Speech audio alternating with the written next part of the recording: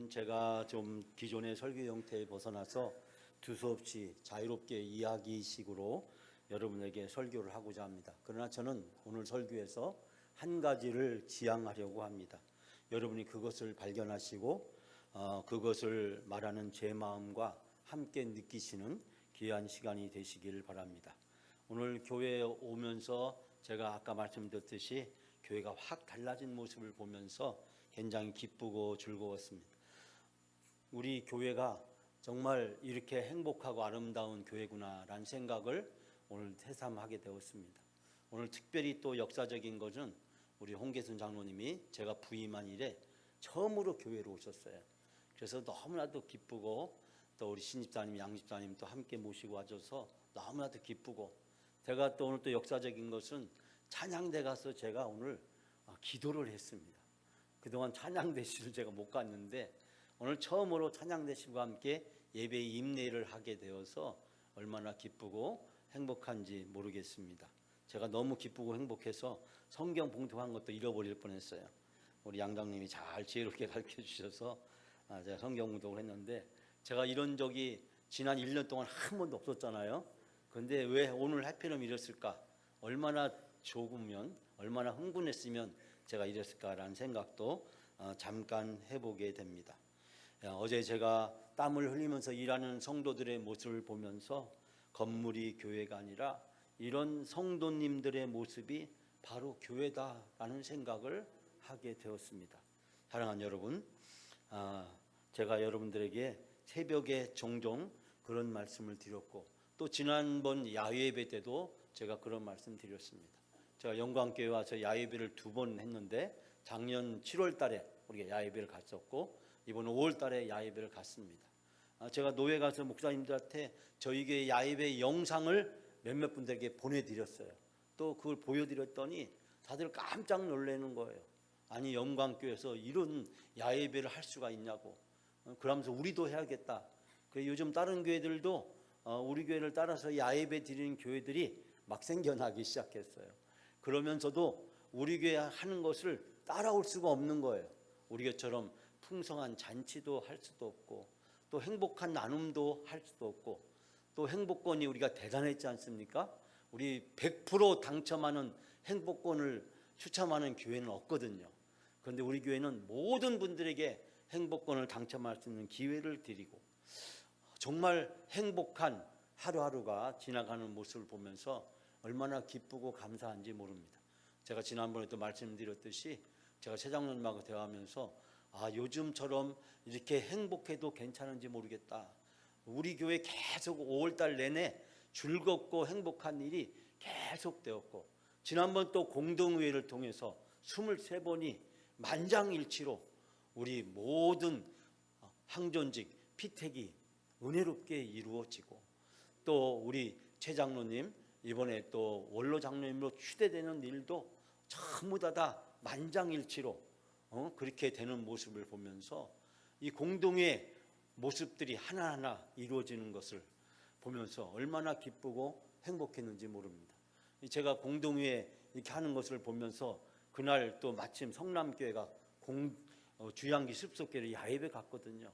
그런데 정민양 목사님이 막 수시로 저한테 전화해서 어떻게 됐냐고, 공동회가 어떻게 끝났냐고, 그래서 왜 걱정하시냐고, 우리는 만장일치로 은혜롭게 다 끝났다고 했더니 너무나도 기뻐하시고, 거기 성남교회 장로님들한테 영광교회가 공동회를 다 모든 걸 만장일치로 박수로 끝냈다고 그 이야기를 전해주니까, 또 그곳에 계셨던 장로님이 또 공동회에 너무 좋은 소식 들어서 기쁘다고 그런 말씀을 해주시고, 정말 우리 교회 요즘 하루하루가 꿈꾸는 것이 이루어지는 행복한 교회로 우리 교회가 새롭게 변화되는 줄 믿습니다.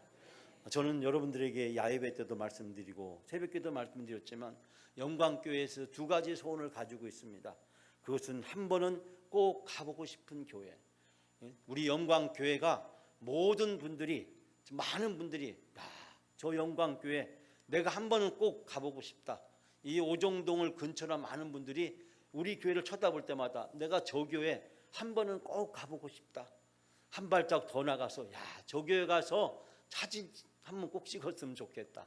저렇게 숲속의 언덕에 아름답고 멋진 교회가 있다니 정말 영광교회는 정말 한 번은 꼭 가보고 싶은 그런 교회가 됐으면 좋겠다.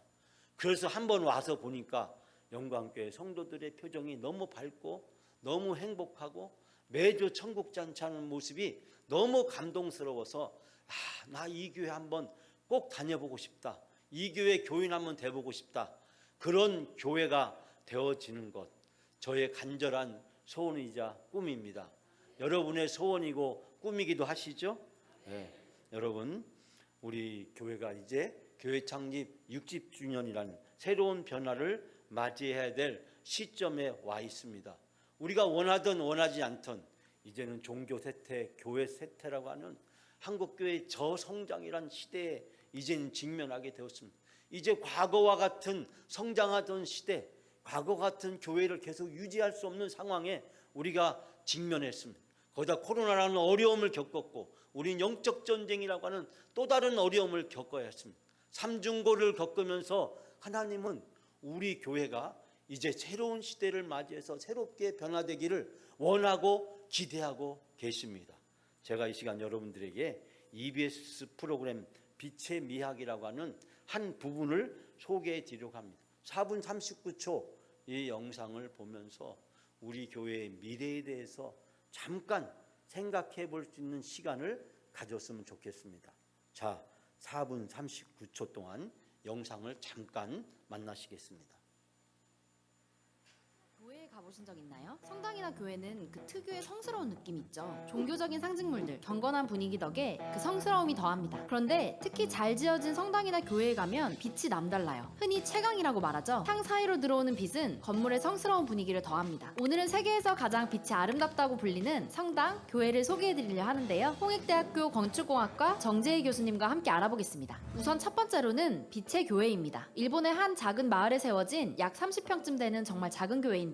폭이 6m, 길이가 18m로 일반적인 교회나 성당에 비해 규모가 매우 작죠. 이 공간은 주민들을 위해 만들어졌는데요. 사실 처음에 지어질 때 규모도 작고 예산도 작다 보니 아무도 이 건축을 맡고 싶어 하지 않았습니다. 그때 등장한 건축가가 있었는데요. 일본의 현대 건축을 상징하는 건축가 안도 다다오입니다. 그는 요즘 각종 건축에서 활용되는 노출 콘크리트를 대중화한 건축가로 알려져 있는데요. 이 1989년에 지어진 빛의 교회에서도 그의 대표적인 특징인 노출 콘크리트를 만나볼 수 있습니다. 이와 더불어 건물 중심에 위치한 십자 모양의 개방된 틀에서는 빛이 들어오는데요. 그 모습이 내부의 차가운 콘크리트를 비추며 극적인 효과를 만들어내고 있습니다. 십자가 모양으로 빛이 쫙 사람들한테 다가오면서 이 시상심을 절로 일으키게 됩니다. 창이라고 하려면 사람들이 이렇게 열기도 하고 뭐 환기도 시키고 뭐 바깥도 뭐 해야 되는데 이거는 그냥 뚫림을 통해서 그냥 빛만 들어오게 한 역할이라서 영어로는 오프닝, 개구부란 말을 씁니다. 안도 다다오는 이 작품을 로마의 판테온에서 영감을 받았다고 합니다. 판테온의 돔 위에는 지름 8m의 구멍이 있는데요. 그곳에서 떨어지는 빛도 공간의 성스러움을 만들죠. 안도 다다오 또한 자연과 건물 내부를 연결짓기 위해 배부구를 활용하면서 빛을 통해 성스러움을 완성시켰죠. 둘째로는 프랑스에 위치한 롱샴 성당입니다. 이 건물은 현대 아파트의 아버지라 불리는 르꼬르비지에의 건물인데요. 모더니즘 건축을 집대성했다 평가받는 르꼬르비지에의 건축물들은 직선을 활용한 깔끔한 디자인을 선보입니다. 수직과 수평선을 통해 정제된 느낌을 주는 게 그의 작품 특징인데요. 이 건물은 다릅니다. 르꼬르비지에의 다른 건물들과 다르게 곡선이 중심을 이루고 있습니다. 직선적이고 날카로운 기존의 건축물들과 다르게 곡선적이고 부드러운 느낌을 주죠. 르꼬르비제가 집은 살기 위한 기계다라고 얘기하면서 모더니즘을 계속 추구해 왔는데 60대가 넘은 거예요. 이 설계를 의뢰받으면서 예술적 감성에 대한 갈증이 있었던 거예요. 전혀 그 전까지 해오던 거와 다르게 모든 이 건물은 곡선과 곡면으로 다 이루어져 있습니다. 르꼬르비제는 그 세상에 있는 모든 형태로부터 시를 발견을 하고자 하는 마음을 작품에 표현했다고 해요. 이 건물은 프랑스의 굉장히 작은 시골 마을 둥그런 언덕 위에 위치해 있습니다. 르꼬르비지에는 이 언덕의 곡선과 어우러지도록 성당도 곡선을 더욱 적극적으로 활용했는데요. 겉에서 보면 귀엽게도 느껴지는 공간이지만 내부 공간은 경이로운 모습으로 가득 차 있습니다. 문을 열고 들어서면 갖가지 색과 크기로 만들어진 스테인드 글라스 너머로 빛이 스며드는데요. 그 모습에선 르꼬르비지에가 평생을 통해 추구해왔던 모던한 모습과 함께 성스러운 느낌까지 풍깁니다. 딱 안에 들어갔을 때 가지각색의 색과 크게 그 스테인드 글라스를 통해서 오는 빛의 환상적인 모습에 감동해서 아무 말도 하지 않고 계속 서 있었던 기억이 나고요. 사진으로 보면 느끼기가 힘듭니다. 그래서 그 장소에 가서 감성을 여러분들도 느껴보시길 제가 제안드립니다. 마지막으로는 독일 쾰른에 위치한 브라더 클라우스 예배당입니다. 푸른 풀밭 가운데 홀로 서 있는 이 건물은 그 겉모습만으로도 매우 독특한데요. 이 건축물은 미니멀한 스타일로 사랑받는 스위스의 건축가 피터 줌터의 작품이죠. 사실 말이 교회지 여긴 또 사연이 있어요. 이 전쟁에 아들 둘을 잃은 농부가 자기가 갖고 있는 밀밭에 아들들을 추모하기 위해 예배당을 짓고 싶어 했습니다. 그 얘기를 들은 피터 줌터가 정말 단숨에 달려가서 예배당을 농부에게 지어주는 그런 일을 하게 된 겁니다. 이 공간은 독특한 외관만큼이나 신기한 방식으로 만들어졌는데요. 원목 112개를 텐트처럼 둘러서 가운데 빈 공간을 만들고 그 위에 콘크리트를 조금씩 쌓았는데요. 그리고 내부의 나무를 3주에 걸쳐 태웠죠. 때문에 겉에서 보면 40cm씩 대나무 마디 같은 모양이 생기는데요. 이 모양이 주변의 자연 공간과 툭 떨어져 굉장히 독특한 감성을 자아냅니다. 덕분에 입구와 상부를 통해 떨어지는 빛은 내부의 거친 질감을 더 도드라지게 만들어 경건한 분위기를 만들죠. 이 밀밭에 작게 이게 지은 이 교회가 우리가 생각하는 뭐 큰 교회 이런 게 아니라 하나의 조형물, 하나의 설치 미술을 보는 것과 같습니다. 건축가들은 감성적 공간을 연출하는데 많은 요소를 사용합니다. 그 중에서 건축에서 가장 중요한 요소 중 하나인 빛과의 관계를 이용해서 감성적 공간을 창출하는데 이걸 가리켜서 빛의 미학이라고 합니다. 네, 감사합니다. 마치 여러분이 건축학 강의실에 온 느낌이 들죠? 제가 무슨 얘기를 하려고 했을까요? 제가 이 영상을 통해서 여러분과 같이 나누고 싶은 대화가 있다면 언덕 위에 있는 숲속의 아름다운 영광교회, 우리의 이미지를 앞으로 어떻게 만들어가면 좋을까? 저는 교회를 새로 짓자는 얘기도 아니고 여러분들에게 건축을 하자는 그런 제안을 하는 것은 아닙니다. 그러나 우리 교회가 앞으로 어떤 교회가 됐으면 좋을까? 우리 교회가 어떤 교회로 사람들에게 비춰졌으면 좋을까라는 생각을 해보게 됩니다. 이 영상을 통해서 여러분에게 도움을 줄 만한 얘기를 짧게만 해본다면 빛은 굉장히 소중한 것이라는 거예요. 하나님이 태초에 빛을 창조하셨고 또 요한복음은 예수 그리스도가 빛으로 이 세상에 오셨습니다. 예수 그리스도는 빛이셨습니다. 그렇기 때문에 우리가 이 예배당에서 예배드릴 때 어떻게 하면 하나님께 소통할 수 있는 영적인 분위기를 잘 만들어낼 수 있을까? 이것이 예배의 가장 중요한 것 중에 하나인데요. 그런 점에서 스테인글라스라든지 영상이라든지 여러 가지 상징과 조각을 이용해서 예배를 드리는 모습을 발견하게 됩니다. 저는 과거에 서울에 있던 한 수유리 교회에서 교회를 현대적으로 바꾸는 일을 한 적이 있습니다. 제가 10년 동안 그 교회에서 목회를 하면서 그 교회를 새롭게 하기 위한 여러 가지 작업들을 했습니다. 영상을 현대적으로 바꾸었습니다. 교회를 현대적으로 리모델링을 했는데 교회의 기둥만 남겨두고 교회를 거의 다 바꿨습니다. 그때 어떤 나이 드신 장로님 한 분이 그런 이야기를 했습니다. 어떤 미친놈이 엘리베이터를 달자고 했어. 이런 쌍스러운 욕을 했습니다. 그 이야기를 제가 들으면서 참 가슴이 아팠습니다. 저 장로님이 엘리베이터를 타는 그 진정한 이유를 왜 깨달았지 못하는 걸까?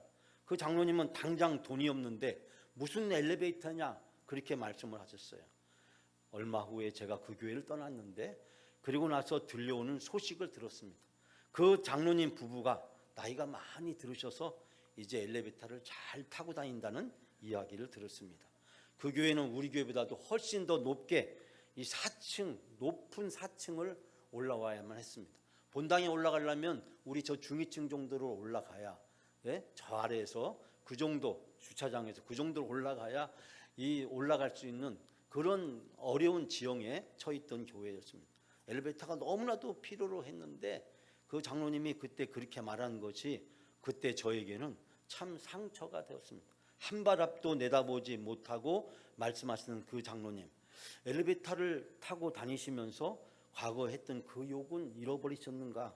제가 그 생각을 종종 해봅니다. 저는 청년들을 300명으로 부흥시키고 또 영상을 통해서 현대적으로 바꾸고 100평짜리 카페를 만들어서 일주일에 1000명이 찾는 문화센터를 만들고 경로문화대학을 만들어서 약 200명의 어르신들이 모여서 매주마다 다양한 프로그램을 함께하고 어린이 방과후 교실과 도서관을 만들기도 했습니다. 또 지역사회 다양한 초청 공연과 행사와 뮤지컬을 교회에서 했습니다. 저는 전통적인 교회를 현대적인 교회로 바꾼 경험이 있었고 이것을 총회에서 세미나로 많은 목회자들에게 함께 나누고 전달하는 일도 했습니다. 그 후에 한 후배가 서울 시내인 목회하던 후배였는데 저에게 찾아와서 자기 교회도 현대적인 교회로 바꿨으면 좋겠다라는 제안을 해왔습니다. 그때 제가 그 교회 장로님 한 분을 만났는데 그 장로님은 건축 설계 사무소를 운영하고 계십니다.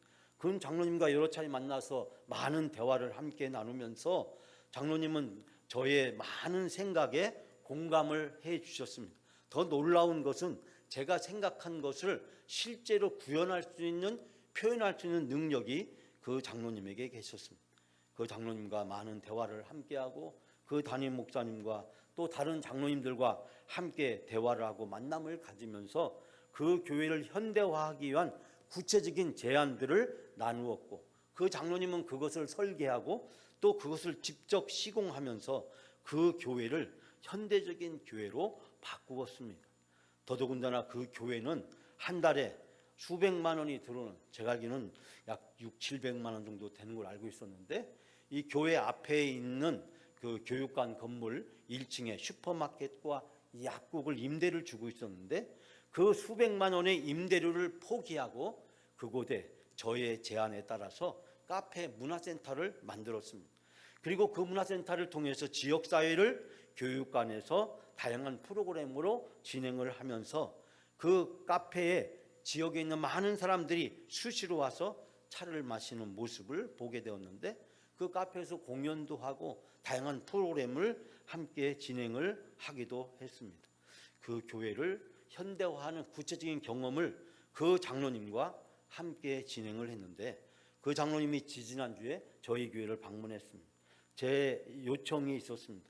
저는 우리 교회가 이 지역에서 또 다른 사람들이 보기에 한 번은 꼭 와보고 싶은 교회, 그리고 꼭 다녀보고 싶은 교회, 그런 이미지로 우리 교회가 바뀌었으면 좋겠다. 그동안 출교자들에 의해서 더럽혀진 그리고 낙인이 찍힌 우리 교회의 이미지를 어떻게 하면 새롭게 바뀔 수 있을까, 그런 생각을 하게 됩니다. 이웃에 있는 오정교회나 새하늘교회에 비해서 압도적인 경쟁력을 갖춘 그런 교회로 우리 교회의 이미지를 새롭게 바꿀 수는 없을까? 숲속의 언덕 위에 있는 아름다운 교회, 그 장점을 극대화할 수 있는 방법은 없을까? 이런 한국교회의 위기와 코로나의 위기 속에서 우리 교회가 교회 창립 60주년을 맞이해서 새롭게 탈바꿈할 수 있는 방법은 없을까? 그런 이야기를 그 장로님과 전화로 함께 나누면서 또 우리 장로님들과 함께 대화를 나누는 시간을 가졌습니다. 저는 그 장로님에게 좋은 제안을 좀 해달라고 부탁을 드렸습니다. 그 제안이 오게 되면 우리 장로님들과 함께 또 여러 성도들과 함께 심도 깊은 대화를 함께 나누려고 합니다. 제가 꿈꾸는 영광교회의 미래는 세 가지가 있습니다. 첫 번째는 영광교회 사람이 바뀌어야 된다는 생각을 하고 있습니다. 그러나 여기서 사람이 바뀐다는 것은 새로운 사람이 온다는 뜻이 아닙니다. 우리 기존에 있는 모든 성도님들이 함께 참여하고 우리가 함께 새로워졌으면 좋겠다. 그래서 저는 영광교회 비전 만들기, 비전 세우기 앞으로 3개월 동안 그리고 올 한 해 동안 집중적으로 다양한 교육과 또 프로그램을 진행해 나가려고 합니다. 새로운 사람이 오기 이전에 먼저 우리 영광교회 모든 성도들이 함께 바뀌었으면 좋겠다라는 생각을 가지고 있습니다. 두 번째는 우리 교회의 모습이 바뀌었으면 좋겠다라는 생각을 가지고 있습니다. 아까도 말씀드렸지만 언덕 위의 숲속에 있는 우리 영광교회의 장점을 어떻게 하면 극대화할 수 있을까? 저 아래 주차장에서 엘리베이터를 설치해서 모든 건물의 활용도를 극대화하고 다목적 문화 공간을 만들어서 지역 사람들이 수시로 찾을 수 있도록 만들고 문화센터나 경로대학을 새로운 변화에 맞추어서 새롭게 오픈해서 그 프로그램을 통해서 지역사회에 전도를 하고 지역사회의 영향력을 확대해 나가고 또 앞으로 초고령 사회를 대비해서 이제 고령화된 성도들 중심의 교회로 우리 교회가 어떻게 변화할 수 있을 것인가. 그래서 우리 영광교회가 모든 사람들이 원하고 바라고 가고 싶은 그런 교회로 새롭게 바뀌는 꿈을 꾸고 있습니다. 세 번째는 우리 교회 목회가 바뀌어야 된다라고 생각을 하고 있습니다. 우리 새벽기도는 그동안 많은 1년 동안 변화를 거듭하고 발전을 해나가고 있습니다. 제가 바라는 새벽기도의 목표는 100명 이상 우리 모든 영광교회 성도들이 일주일에 한 번은 새벽기도하는 그런 교회가 되는 것입니다. 저는 문화센터와 그리고 카페를 통해서 또 앞으로 경로대학, 전국대학을 통해서 고령화 중심의 교회로 새롭게 바뀌는 것, 또 다양한 성경 공부들을 통해서 교인들과 또 지역에 있는 많은 그리스도인들에게 영적인 필요를 채워주는 교회로 바뀌어가는 꿈을 꾸고 있습니다. 우리 영광교회 성도님들이 바뀌고 교회가 바뀌고 우리 교회 목회와 프로그램과 예배가 바뀌는 그런 기대와 소망을 가지고 있습니다. 사랑하는 여러분, 지금 우리 앞에 새로운 미래가 실현되고 있습니다. 이젠 변하지 않으면 생존할 수 없는 시대에 우리가 직면해 있습니다. 많은 학교들이 앞으로 문을 닫게 될 것이고 교회들도 문을 닫게 될 것입니다. 변하지 않으면 더 이상 생존할 수 없는 상황이 우리 앞에 처해져 있습니다. 저는 5년 뒤가 되면 제 모든 목회 사역을 마치고 이 교회를 떠나게 됩니다. 그리고 여기 계신 대부분의 많은 성도님들도 앞으로 10년, 20년 뒤가 되면 은퇴를 하시고 또 아마 나이가 많으셔서 생활하신 데 많은 불편한 상황이 되실런지 모릅니다. 그때까지 우리 영광교회가 10년, 20년, 30년 뒤에도 좋은 교회로, 아름다운 교회로, 행복한 교회로 모든 사람이 한 번은 꼭 찾아가고 싶은 그런 교회로 바꾸려면 우리 교회에 어떠한 변화가 필요할까? 하나님께서 교회 창립 60주년을 전후로 해서 우리에게 이런 시련과 영적 전쟁의 고통과 아픔을 준 것은 하나님이 우리가 변화할 수 있는 기회를 주신 것이라고 생각을 합니다. 교회의 미래가 바뀌려면 우리가 먼저 바뀌어야 됩니다. 그런데 영광교회는 바뀔 사람이 없습니다. 제가 이번에 항존직, 피택 안수집사, 피택 권사님들을 새로운 방식으로, 새로운 기준으로, 새로운 법칙으로 우리가 시행을 했습니다. 지원서를 내게 하고 그것을 가지고 공동위에서 기도하고 만장일치로 모든 사람을 세웠습니다. 과거에 그분이 어떻게 봉사했느냐 그것을 우리는 따지지 않았습니다. 앞으로 그분이 무엇을 할 수 있느냐에 희망과 기대를 걸기로 했습니다. 희망과 기대를 걸기로 했습니다. 하나님이 어떤 모양으로 그분들을 인도하고 만들어 갈지는 우리는 장담할 수 없고 저도 장담할 수가 없습니다. 그러나 하나님께서 사용하시고 선한 일을 그분들을 통해서 이루어 가실 줄 믿습니다. 앞으로 영광교회가 저는 나이를 따지지 않았으면 좋겠습니다. 은퇴를 불문하고 직분을 따지지 말고 제가 언젠가도 농담 삼아 이야기했지만 다 같이 계급장을 떼고 한 살 훈련병이 되어서 논산훈련소가 아니라 영광훈련소에 입학해서 다 같이 새로워졌으면 좋겠습니다. 저는 모든 성도님들이 하나가 되어서 서로 협력하면서 제가 새벽기도 때 그런 얘기를 잠깐 드렸지만 맛있는 스타벅스 커피는 여러 가지 커피를 함께 섞어서 브랜딩해서 그 커피를 만든다라는 말씀을 드렸듯이 우리 영광교회 모든 성도들이 이제는 브랜딩이 되어서 서로 협력하고 서로 하나가 되어서 우리 교회의 새로운 변화를 만들어 가게 될 때 우리 교회가 정말 좋은 교회, 소문난 교회, 명품 교회로 거듭나게 될 줄 믿습니다. 지난주 새벽 기도를 하면서 이사야서를 함께 나누었습니다. 이사야서가 흘러간 노래와 그리고 미래의 노래가 있다고 제가 말씀드렸습니다. 고향이 그리워도 못 가는 신세, 흘러간 내 청춘, 흘러간 노래죠. 우리가 이제 흘러간 노래를 부르지 말고 옛날 얘기하지 말고 우리 출교자 얘기도 이제 그만하고 이제 미래의 노래, 희망의 노래를 우리가 불러야 된다. 왜? 우리가 기쁨과 희망과 미래의 노래를 부르기에도 너무나도 우리에겐 시간이 없기 때문입니다. 여러분, 우리의 입에서 이제 출교자 얘기들은 그만합시다. 그것은 기도로 하나님께 맡겨두고 하나님께서 그들을 만져주시고 해결해 주시기를 하나님께 맡겨두고 우리는 미래의 노래, 희망의 노래, 앞으로 우리가 무엇을 해야 될지 그것을 함께 노래하는 성도님들이 되시기를 바랍니다. 저는 우리 영광교회에서 앞으로 이 네 가지는 좀 하지 말았으면 좋겠다. 네 가지 금기어라는 것을 제가 잠깐 생각해 봤습니다. 첫 번째는 나 은퇴했는데요. 이걸 우리가 그만뒀으면 좋겠다. 앞으로 기도 순서를 이제 모든 은퇴하신 분도 다 누리려고 합니다. 교회에 걸어 나올지 못하는 분들만 빼놓고 정말 기도하는데 어렵고 힘든 분만 빼놓고는 기도 순서에 다 넣어야겠다. 이젠 기도하는 일은 누구나 다 할 수 있다. 또 봉사하는 일도 이젠 다 같이 함께 참여해야 된다. 제가 어제도 보면서 우리 원로 장로님들이 앞장서서 일하시는 모습을 보고 큰 감동을 받았어요. 예? 우리 은퇴하신 우리 안수 집사님 권사님들도 함께 참여해서 열심히 땀을 뻘뻘 흘려가면서 일하는 것을 보면서 우리 영광교회가 충분히 부흥하고 성장할 때까지 이제 나 은퇴했어요 이 말 하지 말자. 이제 나 그만 쉬어야 돼요 이 말도 그만하자. 다른 사람 시키세요. 옛날에는 이렇게 했는데요. 이 네 가지 다 내려놓자. 그리고 앞으로 영광교회 네 가지 신조어를 저는 여러분에게 소개해 드리려고 합니다. 나 준비되어 있는데요. 네, 기다리고 있었습니다. 제가 무엇을 하면 될까요? 언제든지 말씀만 하세요.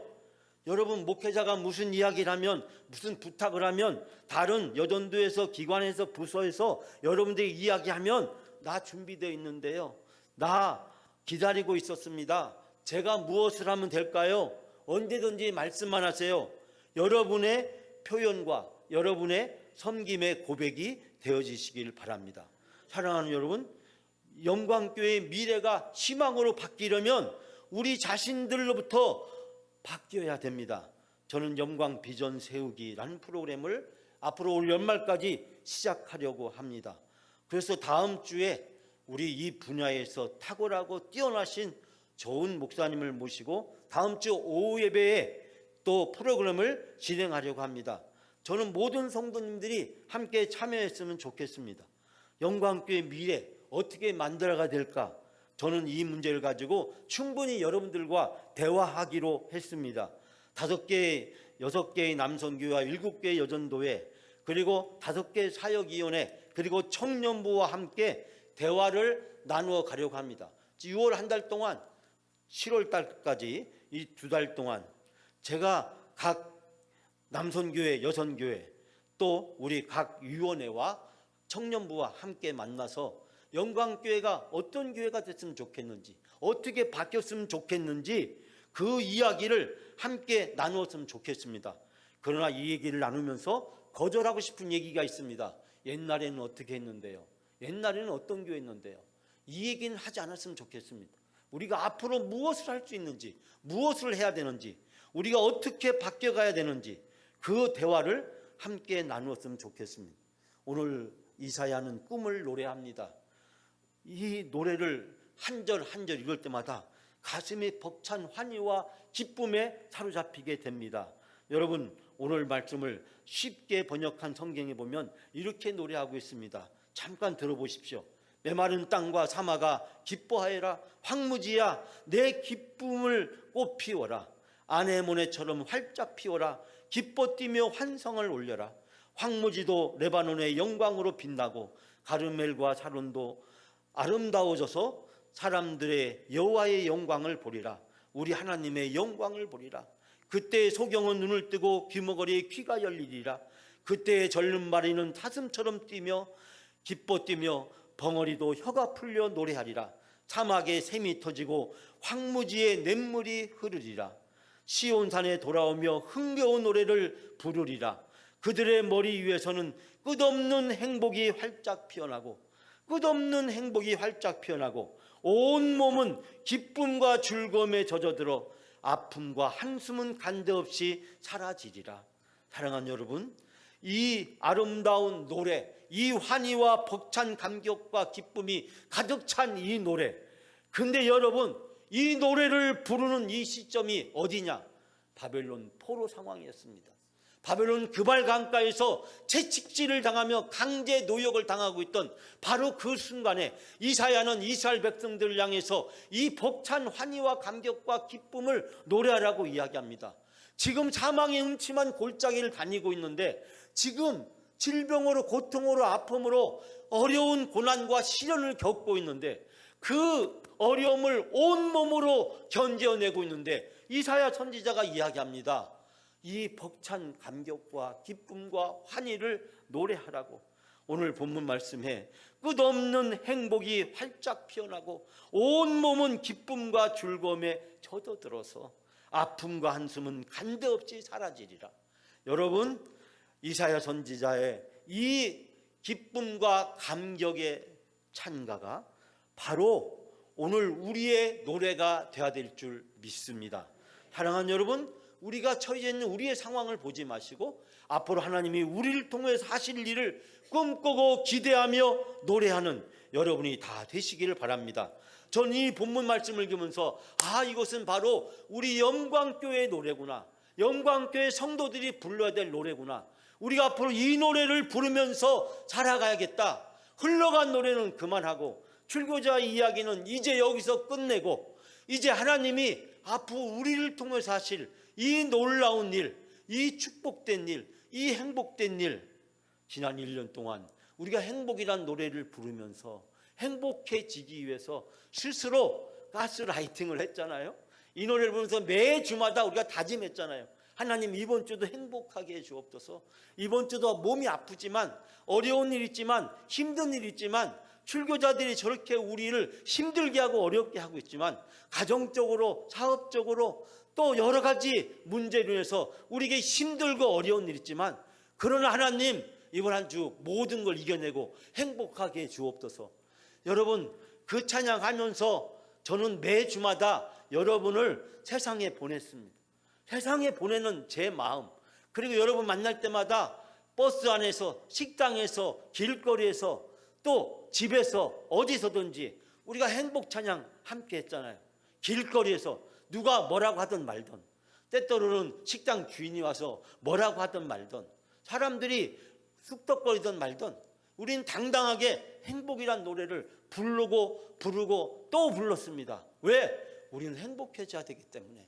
우리가 행복해지는 것이 하나님의 뜻이기 때문에, 행복한 것이 하나님의 계획이기 때문에, 우리가 행복하게 될 때 우리를 통해서 놀라운 회복과 부흥의 역사가 나타날 것이기 때문에, 사랑하는 여러분, 오늘 이 노래를 우리가 부르고 이 노래를 꿈꾸었으면 좋겠습니다.